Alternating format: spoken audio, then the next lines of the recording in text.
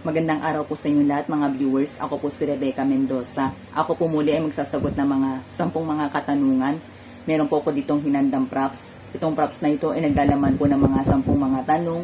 Ang gagawin ko po dito ay bubunutin ko po ito isa-isa. Babasahin ko po ang lahat ng mga tanong at ito po ay sasagutan ko hanggang sa makumpleto ko po ang lahat ng mga 10 tanong na ito. Itong mga questions na ito ay matagal ko na po itong inipon sa aking notebook. Ako po ang nag-effort na mag-search at magsagot ng mga tanong na ito. And then, nag-effort din po akong mag-memorize bago ako nagbibideo o nagbablog. Anyway, ito po ay pang 22 videos ko na po ito sa Q&A at ngayon ay magsisimula na po ako.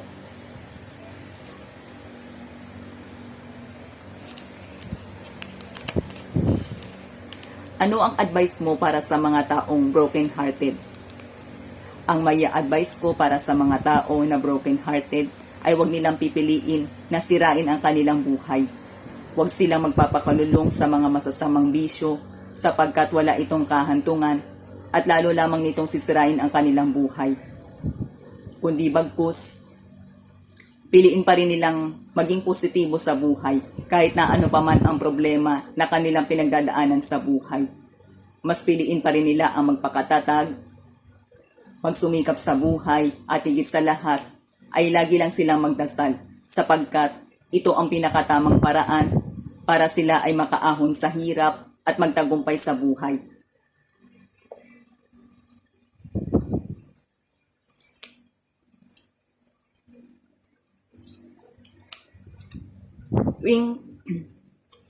Tuwing Pasko lang ba tayo dapat na nagbibigayan? Ang pagbibigay ay isa ito sa pinakamahalagang bagay na itinuro sa atin ng Diyos. Itinuro niya ito upang ito'y ating gawin at hindi natin dapat nakalimutan sa araw-araw. Kaya ang pagbibigay ay hindi lang ito isinasagawa tuwing merong espesyal na okasyon katulad ng Pasko. Ito ay walang pinipiling araw o panahon, bagkus ito ay laging merong pagkakataon. At sa paraan ng pagbibigay ay hindi lang tayo dapat namimili ng mga tao na gusto lang natin bigyan, lalo na ang mga tao na nagbibigay lang sa atin. Dahil ang tunay na pagbibigay ay yung nasa puso at yung meron tayong pagnanasa na makatulong sa iba. Kaya kung meron man tayong kakilala na tao na dapat nabigyan, ay doon tayo masigit na dapat na magbigay.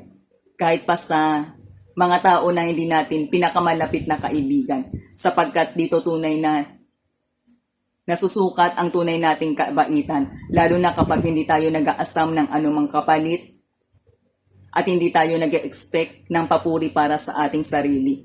At ito ang mahalagang diwa ng pagbibigay.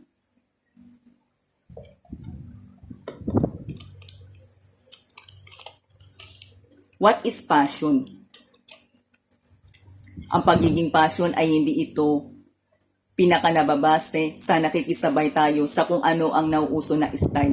Hindi rin pinaka-importante dito na kailangan ay palagi tayong merong mga bagong gamit, magarang ating kasuotan para masabi natin na tayo ay isang pasyonista. Hindi rin ito pinaka-nasusukat sa buong kagandahan ng pisikal ng ating itsura, sa pagiging sexy ng ating katawan, sa pagiging maporma, although totoo na mahalaga rin ito at part ito sa karakteristik ng pagiging passion.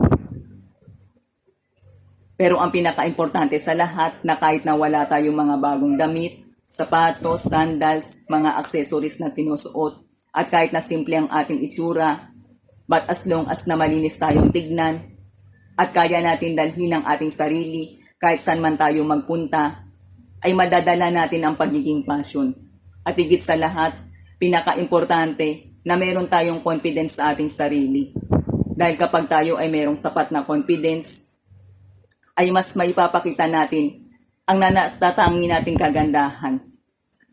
At isa ito sa pinaka number 1 na mahalagang assets para magkaroon tayo ng pleasing personality. And that is the true importance of being passion.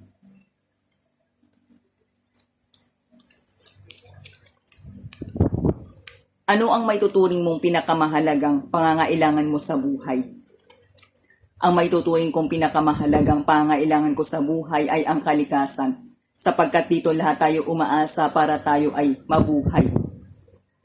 Ito ang pinakamahalagang material na bagay na ibinigay sa atin ng Diyos, sapagkat itinutugon nito sa atin ang lahat ng mga pangangailangan natin sa buhay. Ito ang nagbibigay sa atin ng pagkain, hangin, tubig, maging ang ating tinitirahan, at ang lahat ng mga bagay na ating ginagamit ay sa kalikasan natin ito lahat kinukuha. Kaya para sa akin napakahalaga na ingatan at palaguin natin mabuti ang ating kalikasan, sapagkat ito ang pinakamahalagang kayamanan na ibinigay sa atin para tayo ay mabuhay.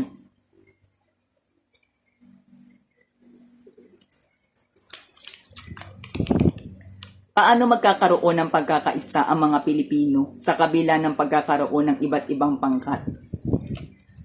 Kahit sa kabila ng ating mga pagkakaiba, pinaka-importanteng isipin natin na tayong lahat ay nagmula sa dugong Pilipino upang maging daan ito sa ating pagkakabuklod-buklod.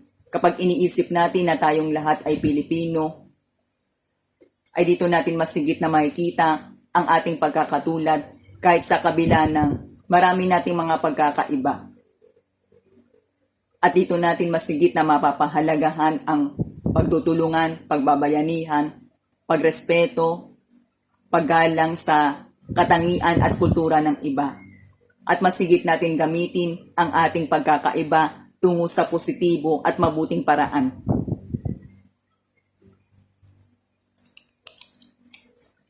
Ano para sa iyo ang kahulugan ng edukasyon?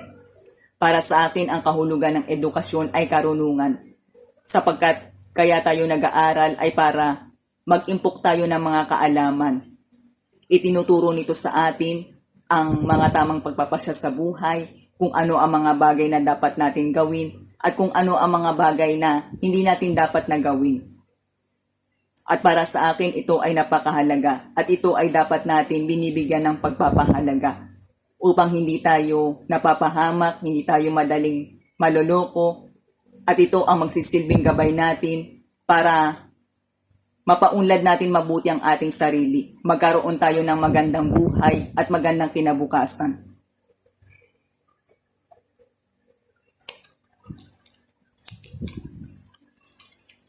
Ayon sa survey, mataas ang bilang ng porsyento ng mga estudyante na nakakaranas ng pambubuli sa paaralan. Ano ang mensahe mo sa mga estudyante na nangbubuli at sa mga magulang nito? Ang masasabi ko sa mga estudyante na nambubuli ay huwag nila itong gagawin.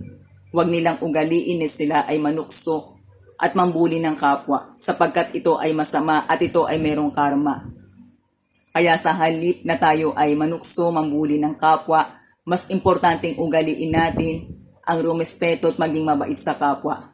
At sa mga magulang naman, ang masasabi ko sa kanila ay turuan nila ng mabuti ang kanilang anak. Sapagkat ito ang kanilang tungkulin. Tungkulin nila na turuan nila ng mabuting asal ang kanilang anak. At bilang magulang, importante na nagpapakita sila ng tama at ng mga mabuting pakikitungo sa kapwa. Sikapin nilang maging isang mabuting huwaran sa mata ng mga bata, upang ang mga bata ay matutong gumalang at mahubog sila sa tamang pag-uugali.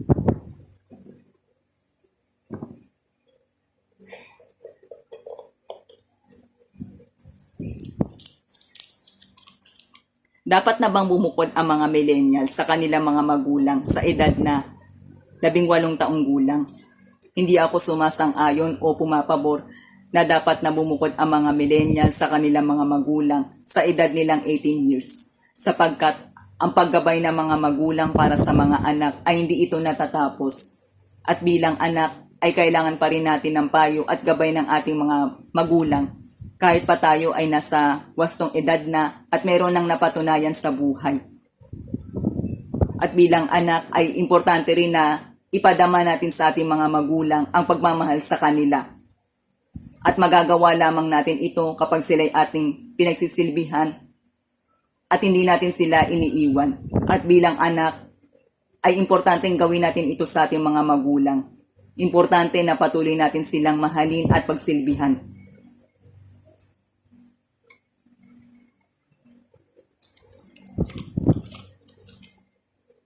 Bakit dapat makilala at malaman ang kultura at katangian ng mga tao na mula sa ibang grupong etniko?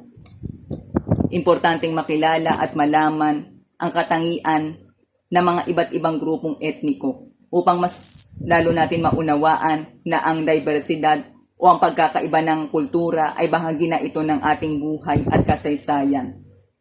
At upang mas maunawaan natin na hindi hadlang ang ating pagkakaiba para tayo ay magkaisa.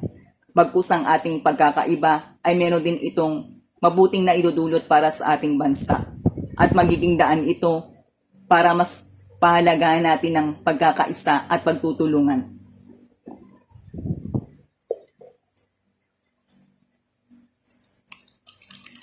Ano ang pinakamahalagang bagay na dapat ituro para sa mga kabataan, lalo na sa mga kababaihan sa panahon ngayon?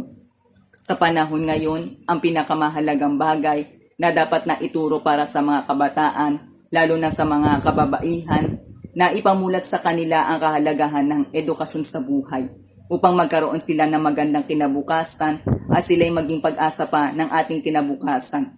Lalo na sa panahon ngayon, dahil sa panahon ngayon ay pakunti na lamang ang mga bata na tunay na nagpapahalaga sa pag-aaral.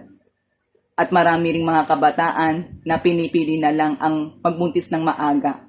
At ang ganitong balita ay hindi ito nakakabuti sapagkat nakakaapekto ito sa pag-unlad ng ating bansa dahil nagdudulot ito ng kahirapan at hindi rin ito nagpapabuti sa kinabukasan ng mga kabataan. At ang mas malala pa nito ay meron din ibang mga kabataan na pinipili na lang ang magpa-abort.